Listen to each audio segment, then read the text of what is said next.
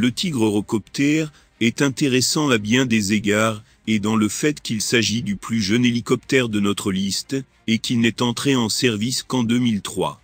Le développement a commencé pendant la guerre froide, mais a été retardé après la dissolution de l'Union soviétique.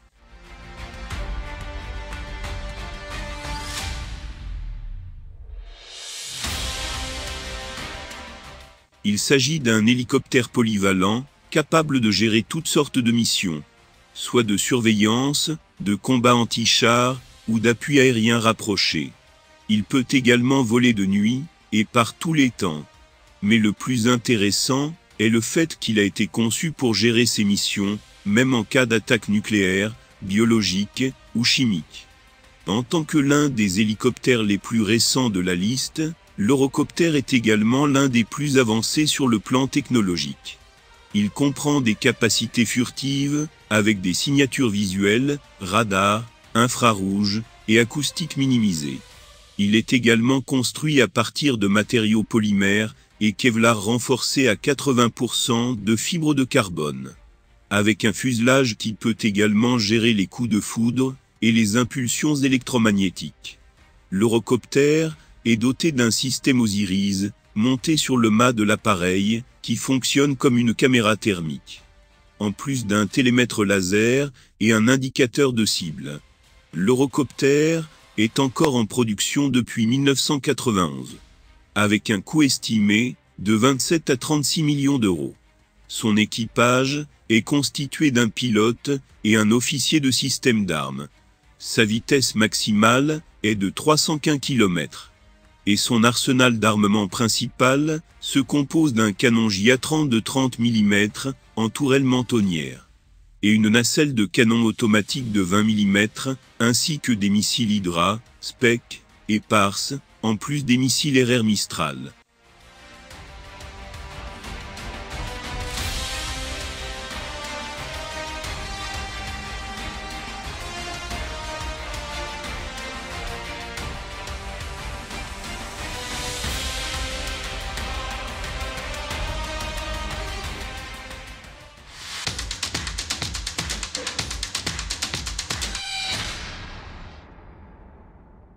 On peut dire que le Mi-28 Avok est la réponse de la Russie à l'Apache américain. Cet hélicoptère à l'aspect bulbeux est un hélicoptère d'attaque anti-char tout temps, doté d'une puissance de feu considérable. Il est conçu pour être un partenaire d'attaque éprouvé de son prédécesseur Mi-24. Malgré son look encombrant, ce n'est pas une machine à sous-estimer. Sachant qu'en termes de vitesse, il est plus rapide que son rival l'Apache, et possède des caractéristiques de conception intéressantes. Par exemple, il est construit avec un train d'atterrissage et des sièges à absorption d'énergie, ce qui veut dire que même lors d'un atterrissage forcé ou une chute verticale d'une vitesse de 12 mètres par seconde, l'équipage de l'hélicoptère peut sortir intact. Il possède également une cabine blindée, capable de résister à des balles perforantes de 7,62 et 12,7 mm, et dans certains cas, elle peut même résister à des obus de canon de 20 mm. L'hélicoptère Avok dispose également d'un petit habitacle intégré pour loger temporairement jusqu'à 3 personnes. Idéal pour les missions de sauvetage, cet hélicoptère dispose également d'un écran monté sur casque, qui permet au pilote de désigner des cibles sur lesquelles le tireur doit tirer. Et sa puissance de feu comprend presque tous les aspects, allant des obus sabots explosifs, incendiaires et perforants, aux missiles hautement explosifs contre les armures des chars. Le Mi-28 est en production depuis 1982 jusqu'à aujourd'hui. Son coût estimatif est de 16 millions de dollars. Et son équipage se compose d'un pilote et un navigateur et opérateur d'armes. Sa vitesse maximale est de 320 km, avec un arsenal d'armement principal, qui se compose d'un canon Chipunov A42 de 30 mm, monté sur le menton. En plus des missiles anti-chars Ataka-5 et des nacelles de canon, UPK-23 de 23 mm.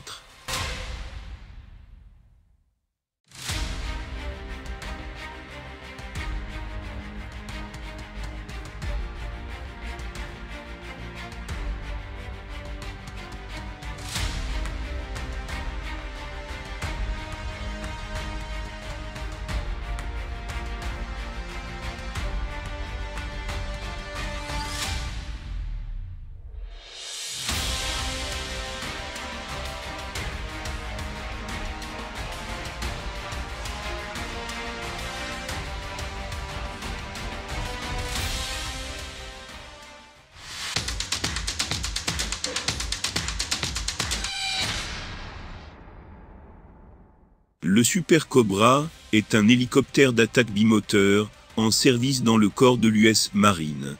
Entre autres, il fait partie de la famille d'hélicoptères UH-1 Iroquois, qui a bien servi l'armée américaine, et mérite tous les éloges, depuis son premier envol en 1969. Et maintenant il cède la place progressivement, au profit du nouveau Viper. Cet hélicoptère, depuis qu'il a servi dans la guerre du Vietnam, a connu plusieurs variantes au fil des ans. Notamment le Sea Cobra, le King Cobra, et le Cobra Venom.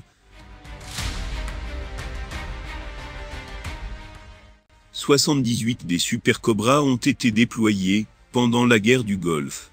Et ces hélicoptères ont effectué plus de 1200 missions sans aucune perte au combat. Pendant ce temps, ils ont éliminé près de 100 chars ennemis et quelques sites anti-aériens. Le Super Cobra devenu obsolète devrait être remplacé par le Viper l'année prochaine. Le Viper est plus rapide et a plus de port sur ses ailes pour accrocher des missiles supplémentaires, des nacelles de fusée ou des lanceurs de missiles anti-chars AGM-114. Avec ce nouveau arsenal, le Viper est donc capable d'infliger plus de dégâts que son prédécesseur le Super Cobra. Le Super Cobra est en production depuis 1969 et jusqu'à aujourd'hui. Son coût estimatif est de 10,7 millions de dollars. Son équipage se compose d'un pilote et d'un copilote mitrailleur. Et sa vitesse maximale peut atteindre 280 km. Le Super Cobra possède un arsenal d'armement non négligeable, puisqu'il se compose d'un canon Gatling de 20 mm et de 3 canons Mk40 de 69 mm. Le Super Cobra possède aussi des lanceurs de roquettes Hydra 70, ainsi que de redoutables missiles anti-aériens.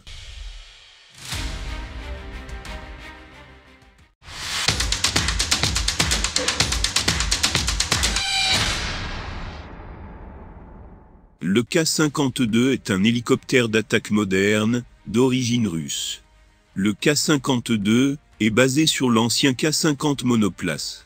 Il est conçu principalement pour des missions de reconnaissance et de combats armés.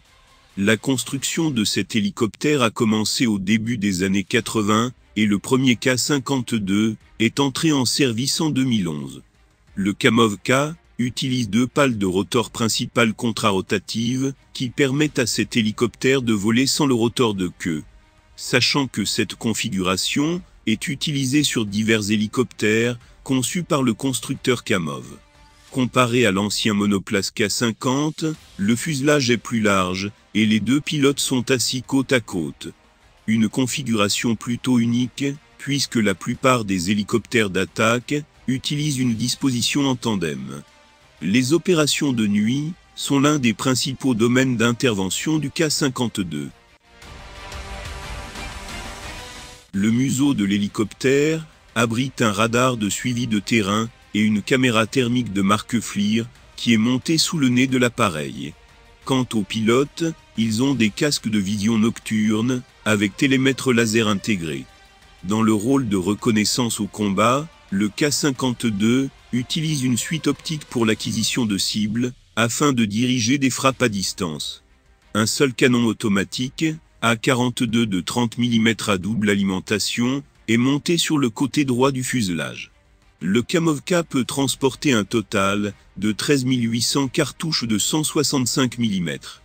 Les points d'emport extérieurs peuvent chacun être équipés de 6 missiles guidés anti-chars modernes, 9 K-121 ou Ataka. Tous les points d'emport peuvent transporter une nacelle de 20 fusées aériennes, S-8 ou 5x S-13, en plus d'un réservoir de carburant ou une nacelle de canon UPK-23. De plus, 2 missiles de combat aérien à recherche de chaleur, Igla 5, peuvent être installés sur chaque côté des ailes.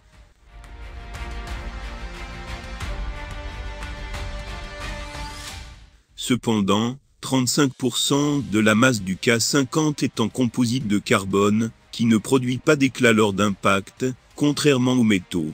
Le poste de pilotage est équipé de vitres pare-balles de 55 mm d'épaisseur et d'un blindage en acier et aluminium. résistant à des impacts d'obus de 20 et 23 mm, tirés à moins de 100 mètres de distance.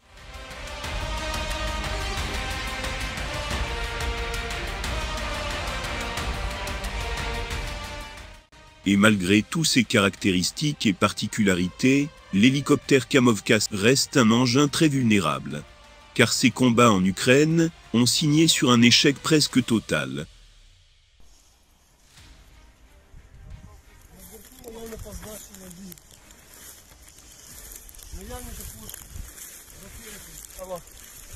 Чувак, буква В, чувак, возле вертика прям стою, обстрелянный нахуй вертолет, буковка В. Да мы задержали тут родового, вот поэтому мы, блядь, пришли на 4 сетки, у нас на вертолет подбили, пиздец. Тупо обстрелянный у нас на поле стоит.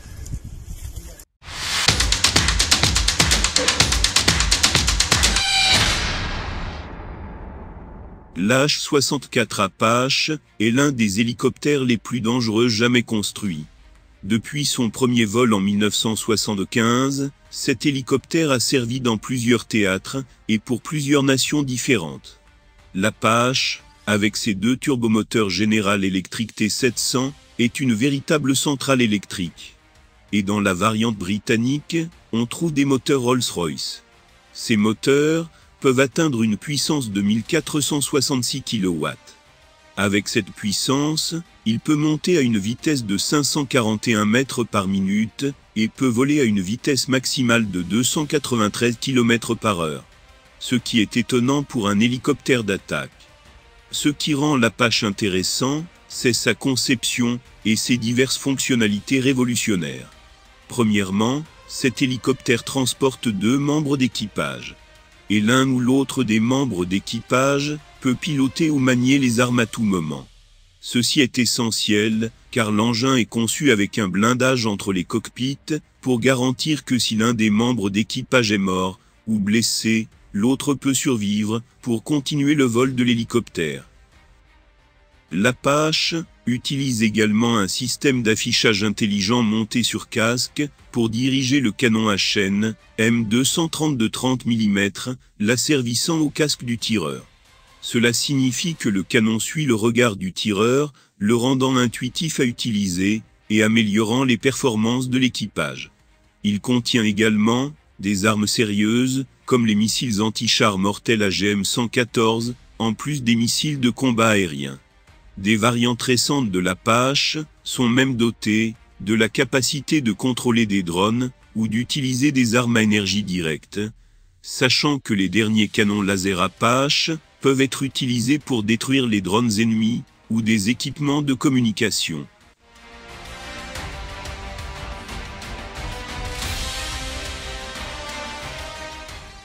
Le point fort de l'Apache est sans doute l'équipement de contre-mesure. Car l'hélicoptère est équipé d'une suite de guerre électronique, très efficace et variée. C'est pourquoi le Boeing A-64 Apache est en tête des top 5 des meilleurs hélicoptères d'attaque dans le monde. Et la Royal Air Force marocaine doit être fière d'avoir cette superbe et puissante machine parmi sa flotte aérienne.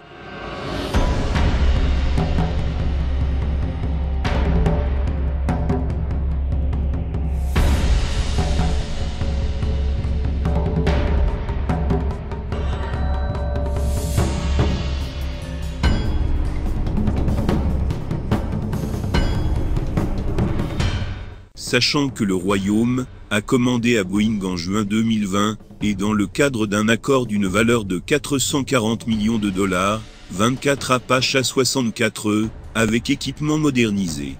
Et que le Maroc commencera à recevoir en 2024.